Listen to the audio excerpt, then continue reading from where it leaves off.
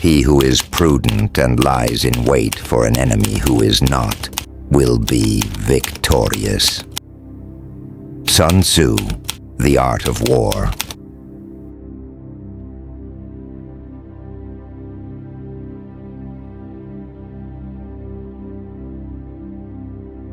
There is one fatal mistake common to nearly every downfall in history: the misjudgment of time.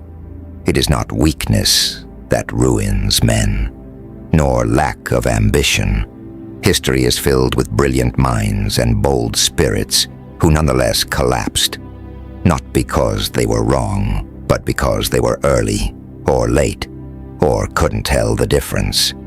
Timing is the quiet killer. It leaves no fingerprints, yet every battlefield, courtroom, and throne room bears its trace. The average man mistakes movement for progress. He believes that to wait is to lose, that silence is surrender. He leaps into battles half-formed, confessions half-earned, alliances half-ripened, and in doing so, he destroys what might have served him, if only he had paused long enough to let it mature. But the strategist, the true player of power, sees time differently. To him, time is not a background condition. It is a terrain, a landscape to be studied, mapped, manipulated. He does not move because he is ready.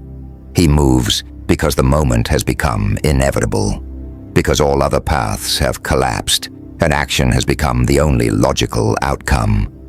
This is the art of timing, and like all true arts, it begins not with doing, but with not doing. Consider Octavian, the adopted son of Julius Caesar. When his father was murdered, he was just 18.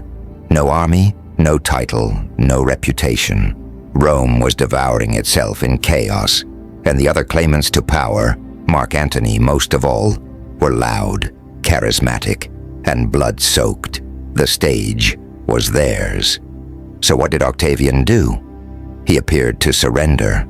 He praised Antony in public, called himself too young to lead, wept at Caesar's funeral, and quietly began raising his own legions. He let Antony rage, seduce, and overextend. He let Rome grow tired of him. Then when the conditions ripened, Octavian revealed the trap he had spent years weaving in silence. By the time he moved, Rome wasn't just ready. It was begging him to rule. This is not genius in the conventional sense. It is timing. Cold, quiet, patient timing. Now contrast that with Robespierre. At the height of the French Revolution, he held the hearts of the people and the soul of the movement. But he mistook terror for momentum. He pushed too far, too fast, executing rivals not when necessary, but when he feared losing control. He revealed the machinery before the audience was ready. He destroyed the illusion of virtue too soon. And so, the revolution turned. In a matter of days, Robespierre went from prophet to prisoner. He died in silence, his jaw shattered, unable to speak, even at his own trial. Was he wrong? Perhaps. But more importantly, he was out of sync, and that alone was enough to kill him. Timing does not forgive. It has no mercy. It offers one window, and one only. A moment when conditions align, when resistance softens, when the crowd leans forward. If you strike before that moment, your blade hits armor. If you strike after, your enemy is gone. But if you strike precisely when the moment demands, you become inevitable. To master timing is not to be passive. It is not to sit in hesitation. It is to study the tempo of the world so closely that you can feel when things begin to lean in your direction, when hesitation becomes pressure, when silence becomes suspense, when waiting itself becomes an act of domination. There's a reason the most dangerous people in the room are always the quietest. They're not disengaged, they're measuring. They're watching you exhaust yourself, expose yourself, dig your own grave in the dirt of impatience, and when you're done, when you've committed, spoken, acted, they move, not because they had to, but because they knew the exact second when you no longer could. That is the art of timing, and now you're going to learn how it works.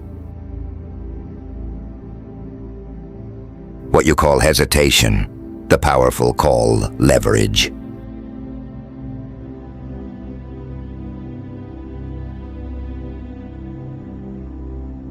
The man who waits is almost always underestimated. People assume he's uncertain, passive, lacking initiative. But in truth, nothing unsettles the ambitious more than someone who does not flinch, someone who does not speak when provoked, someone who refuses to take the bait. That is because silence, properly deployed, is not neutral. It is aggressive. It forces the enemy to fill in the blanks, to speculate, to act before the picture is complete. And this is where power begins. Most people act to relieve discomfort, to escape pressure. They move not because it is the right time, but because they can no longer bear the weight of waiting. They say too much in conversations. They reveal their intentions too early in politics. They confess too quickly in relationships. Their inner tempo betrays them, and so they become pawns, predictable, impulsive, easy to corner. Now contrast this with a man like Tokugawa Ieyasu. For decades, Japan bled through the Sengoku period, a century of betrayal dressed as loyalty, of castles burned in the name of temporary alliances. Warlords clashed for supremacy, yet convinced their strength would win them the future. They built reputations quickly and lost them just as fast. The land was soaked with the blood of the impatient. Ieyasu was there through all of it, and yet somehow untouched by it. He aligned himself with Oda Nobunaga, the most terrifying figure of the age. But he never tried to compete with him. He served, he nodded, he bowed when required, and he watched as Nobunaga's force burned too brightly and collapsed from within. He then submitted to Hideyoshi, a man born a peasant, who had the political brilliance to rise to national dominance. Ieyasu smiled through every insult, every limitation. He allowed himself to be boxed in, outshined, and half dismissed. And yet, when Hideyoshi died, suddenly, and without a clear adult heir, it was Ieyasu who held the only viable path to stability. It was not a path he had announced. It was a path he had designed, in silence, while others played at heroism. He did not seize power in a moment of chaos. He did not make speeches. He simply absorbed the chaos of others until the ground beneath their feet gave way, and only he remained. The Battle of Sekigahara in 1600 was not a battle of innovation. It was the result of 40 years of observational warfare. Every alliance had been calculated. Every silence meant something. He knew the strengths and weaknesses of every actor on the board, because he had allowed them all to speak first. In war, in diplomacy, in their own undoing. And that is the lesson. Patience is not inaction. It is design. You let others write the script. You let them burn their energy. And then when the narrative collapses under its own contradictions, you step in not as a usurper, but as the only remaining certainty. This is what every opportunist fails to understand. They want to be first, to declare, to dominate. But power rarely resides in the opening move. It gathers in the shadows, in the quiet study of others, in the slow accumulation of leverage. When the moment comes, those who have waited don't need to justify their rise, because by then, the field has cleared itself. Ieyasu became shogun not through force, but through vacuum, and he stayed shogun because no one else had any credibility left. His rule lasted 250 years. No dynasty in Japanese history came close. Now, if that story were an anomaly, it would be interesting, but it's not. It's a pattern. Move now to revolutionary France, where everything was loud and everyone was certain. Joseph Fouché began with no reputation, a professor, a minor Jacobin, but he understood something his more flamboyant colleagues did not. Revolutions are tempo traps. They speed everything up, exhaust everyone, and leave people exposed. The louder someone became, the closer they were to execution. That was the rhythm of the time. Fouché adjusted accordingly. He offered loyalty to Robespierre. He voted for the king's execution. But he made no unnecessary speeches. He provoked no one. He didn't try to inspire. He tried to outlive. And when Robespierre overreached, when the terror turned inward and began devouring its own, Fouché was already positioned at the margins, untouched by scandal, yet close enough to act. He helped orchestrate Robespierre's fall with a precision that left no fingerprints, then resumed his career under the Directory as if nothing had happened, and then under Napoleon, and then under the Bourbons, and then again under Napoleon's brief return. At no point did Fouché appear to be in control. At no point did he stand at the center of attention. Yet somehow, every regime needed him or feared him enough to keep him alive. He became a fixture of French statecraft, not because of ideology, but because he mastered what others could not. Long-term adaptation without visibility. He did not declare himself essential. He became essential. And this is what the powerful understand about time. It is not a resource. It is not a pressure. It is an instrument, a tool that can be bent, distorted, even weaponized, but only if you refuse to let others impose their tempo on you. Fouché and Ieyasu never rushed. They never explained. They never demanded. They waited until reality bent toward them. And when it did, they did not ask for power. They were power.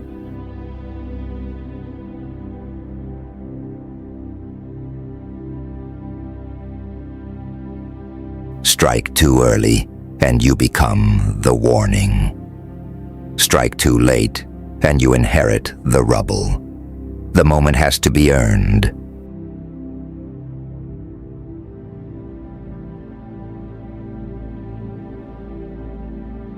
The real danger is not hesitation. It's movement that reveals more than it accomplishes.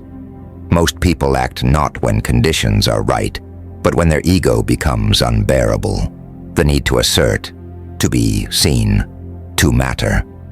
This is what destroys them. They mistake urgency for timing, emotion for instinct, momentum for inevitability. But nothing kills a campaign, a career, or a country faster than an action whose time has not yet arrived. What separates the strategist from the ambitious is not courage, it is restraint, the discipline to not act, even when the moment feels close. Because he knows it isn't ripe, he isn't trying to make history, he's trying to control it. Octavian understood this long before he was Augustus. He didn't rise by seizing power. He rose by creating the conditions in which power would seek him out. After Julius Caesar was murdered, the public wanted justice. The Senate wanted calm, and Mark Antony wanted the throne. Octavian gave all of them what they thought they wanted, while giving them nothing at all. He praised the Republic. He grieved for Caesar. He allied himself with Antony, and then he waited for Antony to become the problem. Not publicly, quietly, strategically. He studied his weaknesses, The need to perform, the vanity of romance, the belief that power was permanent once seized. Octavian understood that Antony would go too far, because people like Antony always do. It was not a matter of if, but when. He let him take Cleopatra, let him parade through the streets, let him embrace the myth of himself. And then, when the people began to recoil, Octavian placed one elegant, fabricated letter into circulation. It was allegedly written by Antony to Cleopatra, mocking Rome, praising Egypt, suggesting that Alexandria had replaced the Senate. It was false, but it was plausible, and it landed at the precise moment when Romans were already beginning to doubt him. Octavian didn't have to convince anyone. He simply gave their discomfort a voice. By the time he moved against Antony, it wasn't ambition, it was necessity. Rome didn't resist Octavian's war, it asked for it. And this is the real value of timing. It turns force into favor. If he had acted a year earlier, he would have been crushed as a usurper. If he had waited a year longer, he would have been irrelevant. But he struck when the people were hungry for change. And more importantly, for someone who appeared reluctant to deliver it. That's what made him dangerous. He made power seem like a burden, not a goal, which meant no one questioned him when he took it. Hannibal was not interested in appearances. His game was entirely different, but his relationship with time was just as precise. At Cannae, he faced a Roman army nearly twice the size of his own. They had superior numbers, superior supplies, superior morale. His only advantage was that he knew something the Romans didn't. He wasn't trying to win a fight. He was trying to spring a trap. The formation he used that day, convex center, concave wings, is still studied 2,000 years later. Not because of its shape, but because of its patience. He didn't need the enemy to charge. He needed them to believe they were winning. So he let them advance, let them break the line, let them move deeper into the center, believing the Carthaginian line was collapsing. And then, at the exact moment of overcommitment, when their lines were too deep to communicate, too dense to retreat, the wings snapped shut. The cavalry closed in. The Romans didn't lose the battle. They lost the ability to maneuver, and from that point forward, the killing was mechanical. It wasn't genius, it was geometry, made possible only by knowing when to hold the line and when to let it collapse. This is what makes timing a higher discipline than strategy. Strategy is about outcomes. Timing is about irreversibility. You don't act when you feel confident. You act when your opponent no longer has options. Octavian created a moment in which resistance became socially unacceptable. Hannibal created a formation in which escape became physically impossible. Neither man rushed. Neither man hesitated. They simply recognized the second when action would be final. Not because they were stronger, but because the opponent had already passed the point of return. That is the real aim of precision, not to attack, but to remove the need to attack twice.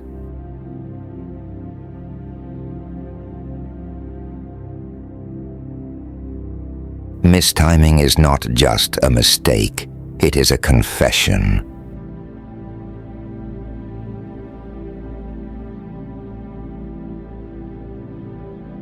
Power acquired without precision is not power. It is a liability wearing borrowed clothes. The myth that movement is always superior to stillness, that action implies courage and waiting implies fear, has destroyed more rulers than cowardice ever has. The world does not punish weakness. It punishes misalignment. A misaligned action, no matter how courageous or visionary, will fail if it does not coincide with the psychological tempo of its environment. The assumption that timing is a matter of instinct is dangerous. Instinct may alert you to a shifting wind, but it will never tell you which way the fire is blowing. Great collapses occurred not because men lacked opportunity, but because they responded to opportunity in the wrong phase of its life cycle, either before it had matured or long after it had decayed. The result is always the same. An act that should have been powerful becomes suspicious. A move that might have felt inevitable instead reeks of desperation. This is why revolutions eat their own leaders. It is not ideology that damns them, it is tempo. Take Robespierre. His reputation suffers from oversimplification. In popular history, he is the face of the guillotine, the fanatic who turned on his own allies, the tyrant undone by his own extremism. But that interpretation, while emotionally satisfying, misses the more instructive point. Robespierre did not fall because he was too radical. He fell because he misunderstood the half-life of fear. The guillotine was not new when he ascended. The terror was already underway. Political executions had become a daily mechanism of control. But the rhythm of that terror mattered. Under Danton, there was violence, but it was measured. The blade fell with a kind of bureaucratic logic. When Robespierre assumed leadership, he escalated the tempo, believing that accelerating fear would consolidate loyalty. What he created instead was a climate of exhaustion. Fear must be rationed. When applied too consistently, it ceases to shock. When applied without pause, it transforms from a source of obedience into a source of anxiety, and finally, into resentment. The people who had once depended on Robespierre to execute their enemies began to realize he was executing their margins as well. Their friends, their former allies, their future selves. The moment of collapse came not because of a single speech or policy, but because of a decision made in poor timing. On July 26, 1794, Robespierre gave a vague, ominous address to the National Convention. He spoke of new conspirators. He promised that justice would continue, but he withheld names. That rhetorical decision, likely intended to provoke self-correction among the guilty, achieved the opposite. In a room full of powerful men, no one felt safe. His ambiguity painted everyone as an enemy. Within 24 hours, those men acted preemptively. They arrested him, silenced him, and executed him. He did not die for his beliefs. He died because he used fear after its psychological shelf life had expired. Napoleon, on the other hand, collapsed not because he moved too soon, but because he failed to move when time demanded it. His brilliance had conditioned him to believe that tempo could be dictated by command, and for a time it could. In Italy, at Austerlitz, at Jena, his ability to read and shape the battlefield was almost theatrical. He was not just a general, he was a conductor, but conductors rely on responsive instruments. The Russian campaign gave him none. His march into Russia in 1812 was not merely ambitious.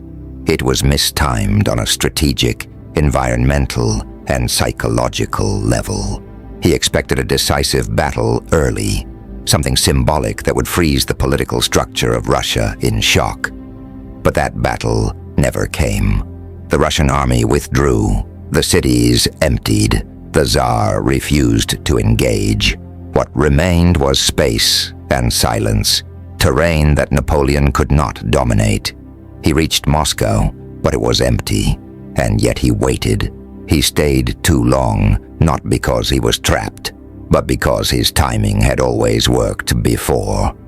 He believed that a message would arrive, that surrender would come, that diplomacy would fill the vacuum. But winters in Russia do not wait for letters. By the time he ordered retreat, the retreat was no longer viable.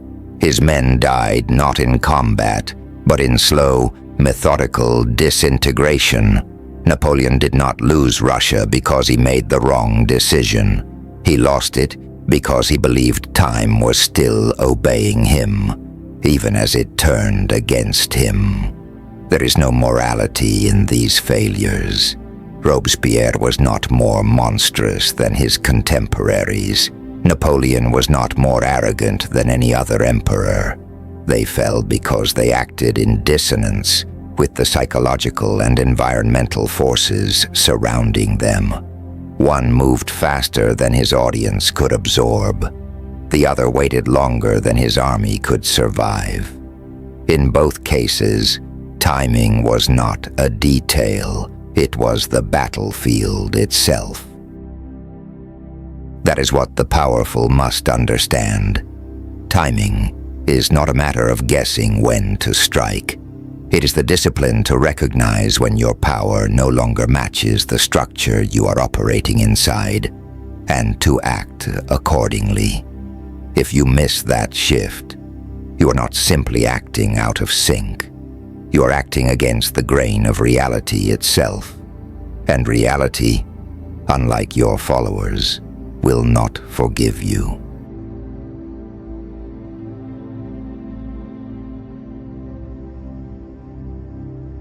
It is not enough to act at the right time. The truly powerful make others believe that time itself is theirs to distribute.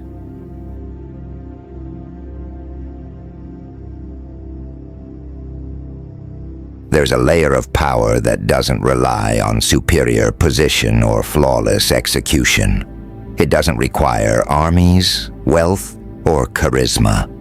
It is quieter than all of those, and far more destabilizing. It emerges when one person learns to control another's sense of time. To dictate when they feel urgency, when they feel delayed, when they believe they must act or must wait, even when no real pressure exists. The concept is simple. The execution is surgical. The one who controls another's perception of time controls their entire behavior, because urgency, hesitation, and anticipation are the real engines of decision-making. This was the specialty of Catherine de' Medici. Unlike most rulers of her time, Catherine rarely commanded attention directly. She was not adored. She did not inspire myth. Her genius was in deflection, in pushing time forward for others while pulling it back for herself. She rarely said no. She said, "Not yet." She didn't threaten. She prolonged. She didn't block her enemies' paths. She lengthened them quietly until they became labyrinths. Her court was a clockwork of manufactured delay. Marriage negotiations were extended for years. Decisions about inheritance, alliances, religious compromise, all suspended in permanent interim, not because she was indecisive, but because the suspension itself was power. While others waited for her to act, she maneuvered around them freely. She understood that control is not always about action. Sometimes it is about setting the pace of indecision. Her greatest manipulation was in the lead-up to the St. Bartholomew's Day massacre. On the surface, she promoted reconciliation between Catholics and Huguenots. She brokered a marriage between her daughter and the Protestant Henry of Navarre, a gesture of peace. She encouraged celebration. She orchestrated festivity. And when the Protestant leaders were finally gathered in Paris under the illusion of progress, she struck. Over 3,000 were killed in a matter of days. The timing was not symbolic. It was calculated. She had extended negotiations long enough to bring the right people into one place, softened their caution with ceremony, and suppressed suspicion by dragging peace talks to the edge of exhaustion. When the violence came, it felt sudden, but it wasn't. She had built the delay like a fuse. A very different practitioner of this tactic was P.T. Barnum. Where Catherine used delay, Barnum used anticipation. He discovered that in the human mind, time before an event is often more emotionally potent than the event itself. And he built a career on stretching that anticipation for as long as possible. He made crowds wait outside. He made announcements without revealing what they were announcing. He promised acts that were too shocking to describe, but gave no timeline. This wasn't marketing. It was theatrical clockwork. The moment you gave people what they wanted, they stopped moving. But if you kept them expecting, kept the timeline just unclear enough, you could hold their attention indefinitely. His greatest trick was not deception. It was pacing. Even when the acts themselves were unimpressive, the audience arrived having already invested so much time, so much internal build-up, that the show didn't need to impress them. It only needed to validate what they'd already prepared themselves to enjoy. This is how control of time perception works. You build pressure, then you never quite release it. You create movement, not by force, but by letting people manage their own suffering under your schedule. Most leaders try to act at the right time. The superior ones engineer the illusion that they own time itself. They make others wait for decisions, even when the answer is ready. They create deadlines they can extend or remove. They offer urgency to those they want to manipulate, and delay to those they want to disarm. And most importantly, they never act under someone else's clock. If they must give an answer, they respond a day late. If they must show enthusiasm, they show it slightly after it would have mattered. Because that subtle offset forces everyone else to adjust, to second-guess, to recalibrate. The longer this continues, the more others begin reacting to you preemptively. Not because you said anything, but because you taught them that your rhythm matters more than theirs. And when they begin adjusting to your rhythm, you no longer need to rule them. They've begun ruling themselves in anticipation of your next move.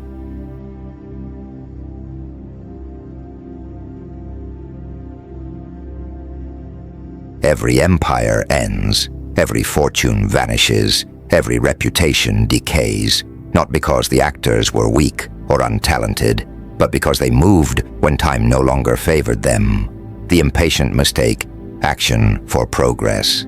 The hesitant mistake, waiting for strategy. Both become casualties of tempo.